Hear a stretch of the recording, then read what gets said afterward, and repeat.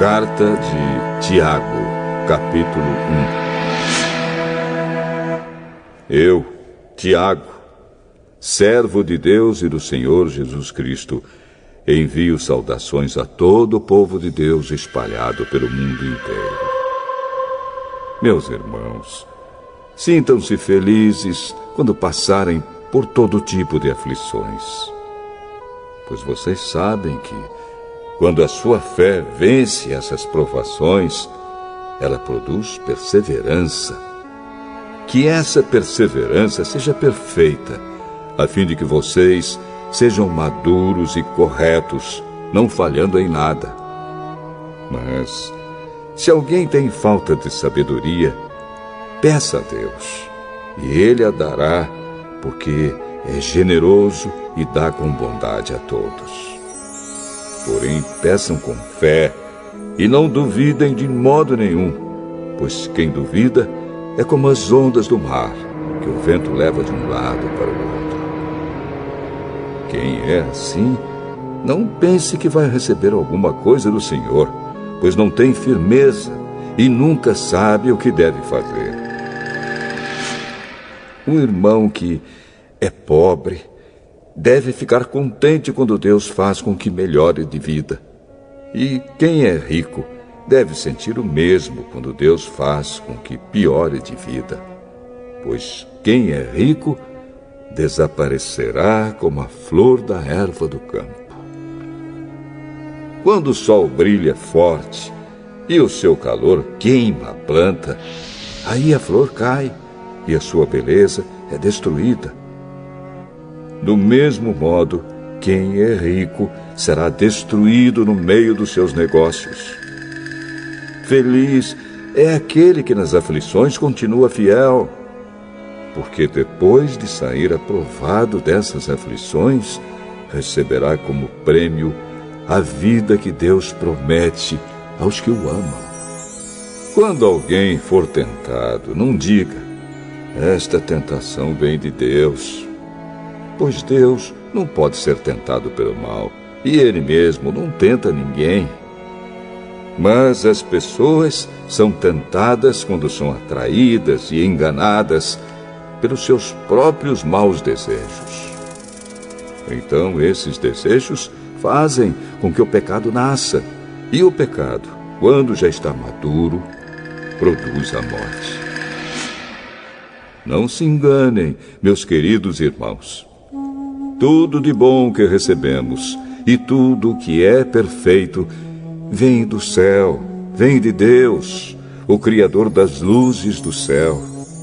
Ele não muda, nem varia de posição, o que causaria a escuridão. Pela sua própria vontade, Ele fez com que nós nascêssemos por meio da palavra da verdade, a fim de ocuparmos o primeiro lugar entre todas as suas criaturas. Lembrem disto, meus queridos irmãos. Cada um esteja pronto para ouvir, mas demore para falar e ficar com raiva, porque a raiva humana não produz o que Deus aprova. Portanto, deixem todo costume imoral e toda má conduta. Aceitem com humildade a mensagem que Deus planta no coração de vocês, a qual pode salvá-los. Não se enganem. Não sejam apenas ouvintes dessa mensagem, mas a ponham em prática. Porque aquele que ouve a mensagem e não a põe em prática é como uma pessoa que olha no espelho e vê como é. Dá uma boa olhada, depois vai embora e logo esquece a sua aparência. O Evangelho é a lei perfeita que dá liberdade às pessoas. Se alguém examina bem essa lei e não a esquece, mas a põe em prática, Deus vai abençoar tudo que essa pessoa fizer. Alguém está pensando que é religioso? Se não souber controlar a língua, a sua religião não vale nada, e ele está enganando a si mesmo. Para Deus, o Pai, A religião pura e verdadeira é esta: ajudar os órfãos e as viúvas nas suas aflições e não se manchar com as coisas más deste mundo.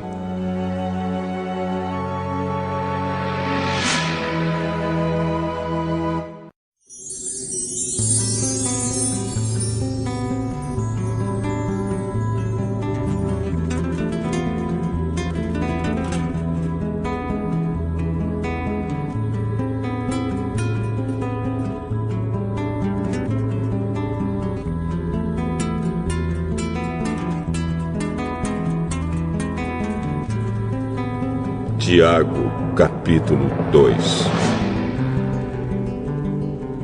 Meus irmãos, vocês que creem no nosso glorioso Senhor Jesus Cristo, nunca tratem as pessoas de modo diferente por causa da aparência delas.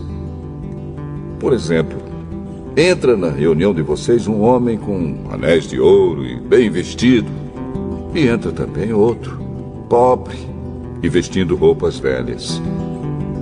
Digamos que vocês tratam melhor o que está bem vestido e dizem: este é o melhor lugar, sente-se aqui. Mas dizem ao pobre: fique de pé, ou sente-se aí no chão, perto dos meus pés. Nesse caso, vocês estão fazendo diferença entre vocês mesmos e estão se baseando em maus motivos para julgar o valor dos outros. Escutem, meus queridos irmãos. Deus escolheu os pobres deste mundo para serem ricos na fé e para possuírem o reino que Ele prometeu aos que o amam. No entanto, vocês desprezam os pobres. Por acaso, não são os ricos que exploram vocês e os arrastam para serem julgados nos tribunais? São eles que falam mal do bom nome que Deus deu a vocês. Se vocês obedecerem à lei do reino, estarão fazendo o que devem, pois nas Escrituras Sagradas está escrito: ame os outros como você ama a você mesmo. Mas, se vocês tratam as pessoas pela aparência, estão pecando, e a lei os condena como culpados. Porque quem quebra um só mandamento da lei é culpado de quebrar todos. Pois o mesmo que disse: não cometa adultério, também disse: não mate. Mesmo que você não cometa adultério, será culpado de quebrar a lei se matar. Falem e vivam como pessoas que serão julgadas pela lei que nos dá a liberdade. Quando Deus julgar, não terá misericórdia das pessoas que não tiveram misericórdia dos outros. Mas as pessoas que tiveram misericórdia dos outros não serão condenadas no dia do juízo final. Meus irmãos, que adianta alguém dizer que tem fé se ela não vier acompanhada de ações?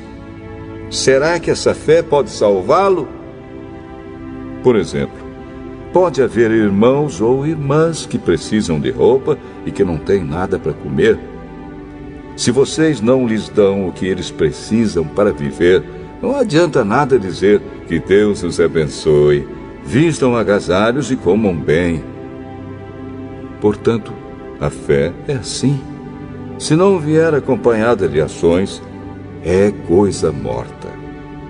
Mas alguém poderá dizer: você tem fé e eu tenho ações. E eu respondo: então me mostre como é possível ter fé sem que ela seja acompanhada de ações. Eu vou lhe mostrar a minha fé por meio das minhas ações. Você crê que há somente um Deus? Ótimo! Os demônios também creem e tremem de medo. Seu tolo! Vou provar-lhe que a fé sem ações não vale nada. Como é que o nosso antepassado Abraão foi aceito por Deus? Foi pelo que fez quando ofereceu o seu filho Isaque sobre o altar. Veja como a sua fé e as suas ações agiram juntas. Por meio das suas ações, a sua fé se tornou completa. Assim aconteceu o que as Escrituras Sagradas dizem. Abraão creu em Deus e por isso Deus o aceitou. E Abraão foi chamado de amigo de Deus. Assim, vocês veem que a pessoa é aceita por Deus por meio das suas ações e não somente pela fé. Foi o que aconteceu com a prostituta Raabe, quando hospedou os espiões israelitas e os ajudou a sair da cidade por outro caminho. Deus a aceitou pelo que ela fez. Portanto, assim como o corpo sem o espírito está morto, assim também a fé sem ações está morta.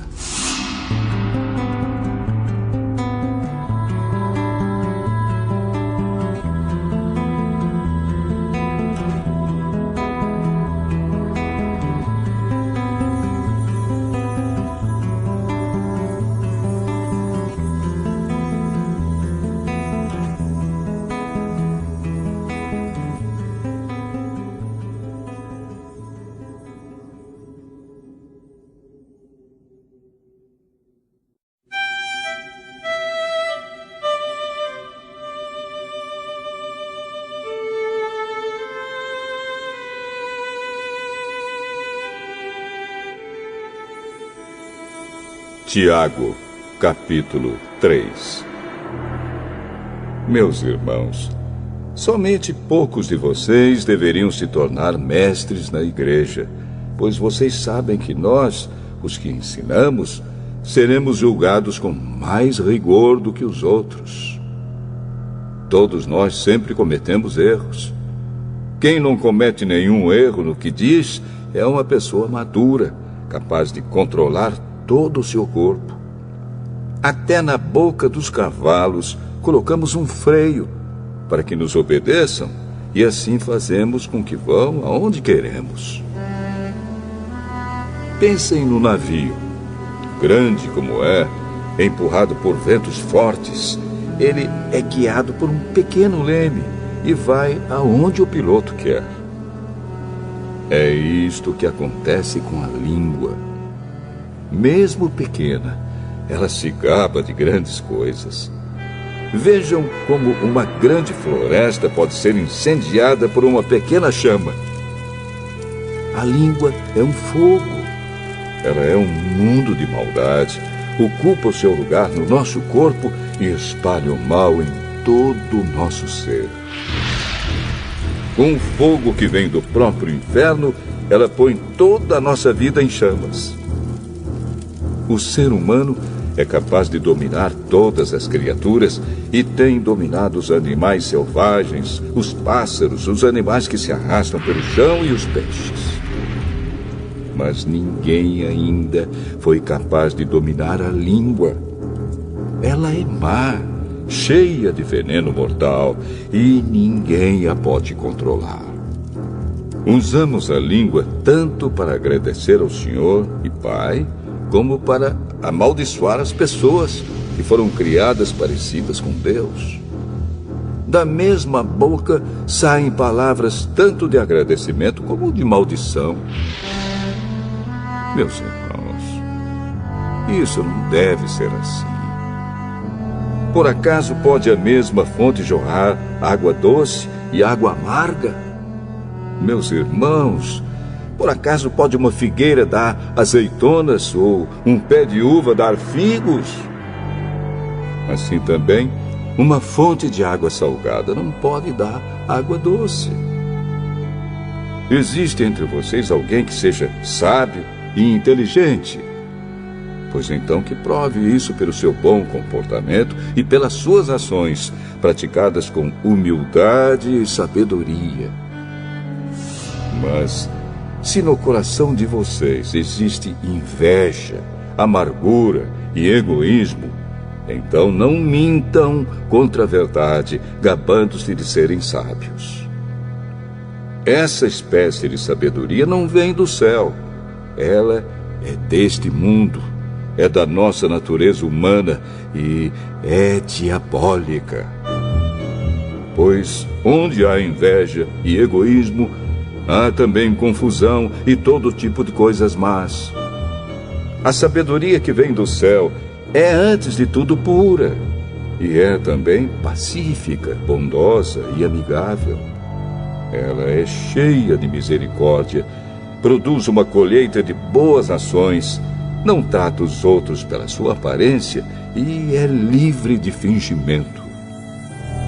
Pois a bondade é a colheita produzida pelas sementes que foram plantadas pelos que trabalham em favor da paz.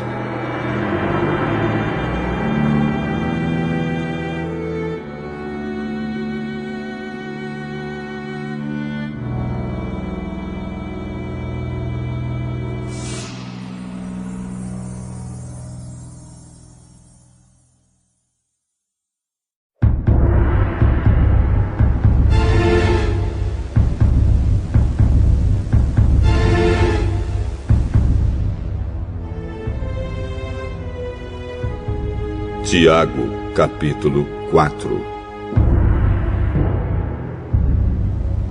De onde vêm as lutas e as brigas entre vocês? Elas vêm dos maus desejos que estão sempre lutando dentro de vocês. Vocês querem muitas coisas, mas como não podem tê-las, estão prontos até para matar a fim de consegui-las.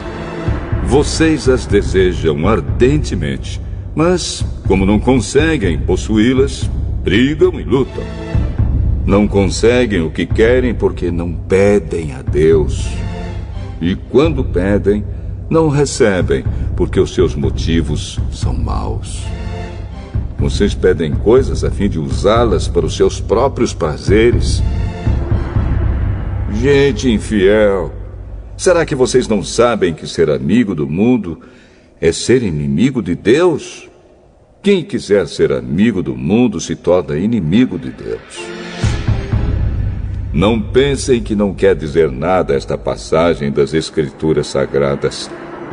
O Espírito que Deus pôs em nós está cheio de desejos violentos. Porém, a bondade que Deus mostra é ainda mais forte, pois as Escrituras Sagradas dizem: Deus é contra os orgulhosos, mas é bondoso com os humildes. Portanto, obedeçam a Deus e enfrentem o diabo, que ele fugirá de vocês. Cheguem perto de Deus e ele chegará perto de vocês. Lavem as mãos, pecadores. Limpem o coração, hipócritas. Fiquem tristes, gritem, chorem. Mudem as suas risadas em choro e a sua alegria em tristeza. Humilhem-se diante do Senhor e Ele os colocará numa posição de honra. Meus irmãos, não falem mal uns dos outros. Quem fala mal do seu irmão em Cristo ou o julga, está falando mal da lei e julgando-a. Pois, se você julga a lei, então já não é uma pessoa que obedece à lei, mas é alguém que a julga. Deus é o único que faz as leis e o único juiz. Só Ele pode salvar ou destruir. Quem você pensa que é para julgar os outros? Agora escutem, vocês que dizem: hoje ou amanhã iremos a tal cidade e ali ficaremos 1 ano fazendo negócios e ganhando muito dinheiro. Vocês não sabem como será a sua vida amanhã, pois vocês são como uma neblina passageira que aparece por algum tempo e logo depois desaparece. O que vocês deveriam dizer é isto: se Deus quiser, estaremos vivos e faremos isto ou aquilo. Porém, vocês são orgulhosos e vivem se gabando. Todo esse orgulho é mau. Portanto, comete pecado a pessoa que sabe fazer o bem e não faz.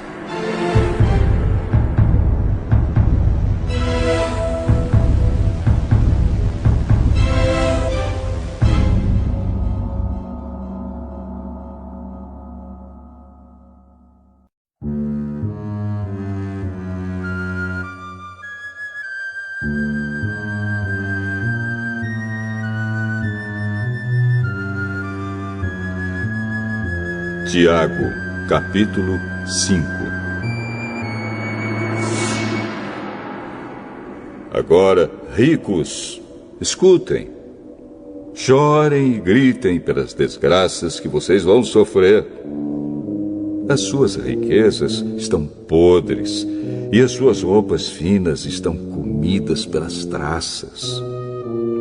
O seu ouro e a sua prata estão cobertos de ferrugem, e essa ferrugem será testemunha contra vocês, e como fogo comerá o corpo de vocês. Nestes últimos tempos, vocês têm amontoado riquezas e não têm pago os salários das pessoas que trabalham nos seus campos. Escutem as suas reclamações. Os gritos dos que trabalham nas colheitas têm chegado até os ouvidos de Deus, o Senhor Todo-Poderoso. Vocês têm tido uma vida de luxo e prazeres aqui na terra e estão gordos como o gado pronto para o matadouro. Vocês têm condenado e matado os inocentes e eles não podem fazer nada contra vocês. Por isso, irmãos, tenham paciência até que o Senhor venha. Vejam como o lavrador espera com paciência que a sua terra dê colheitas preciosas. Ele espera pacientemente pelas chuvas do outono e da primavera. Vocês também precisam ter paciência. Não desanimem, pois o Senhor virá logo. Irmãos, não se queixem uns dos outros para não serem julgados por Deus. O juiz está perto, pronto para vir. Lembrem dos profetas que falaram em nome do Senhor e os tomem como exemplo de paciência nos momentos de sofrimento. E nós achamos que eles foram felizes por terem suportado o sofrimento com paciência. Vocês têm ouvido a respeito da paciência de Jó e sabem como no final Deus o abençoou. Porque o Senhor é cheio de bondade e de misericórdia. Acima de tudo, meus irmãos, quando vocês prometerem alguma coisa, não jurem pelo céu, nem pela terra, nem por nada mais. Digam somente sim quando for sim, e não quando for não, para que Deus não os condene. Se algum de vocês está sofrendo, ore. Se alguém está contente, cante hinos de agradecimento. Se algum de vocês estiver doente, que chame os presbíteros da igreja para que façam oração e ponham azeite na cabeça dessa pessoa em nome do Senhor. Essa oração feita com fé salvará a pessoa doente. O Senhor lhe dará saúde e perdoará os pecados que tiver cometido. Portanto, confessem os seus pecados uns aos outros e façam oração uns pelos outros para que vocês sejam curados. A oração de uma pessoa obediente a Deus tem muito poder. O profeta Elias era um ser humano como nós. Ele orou com fervor para que não chovesse, e durante 3 anos e meio não choveu sobre a terra.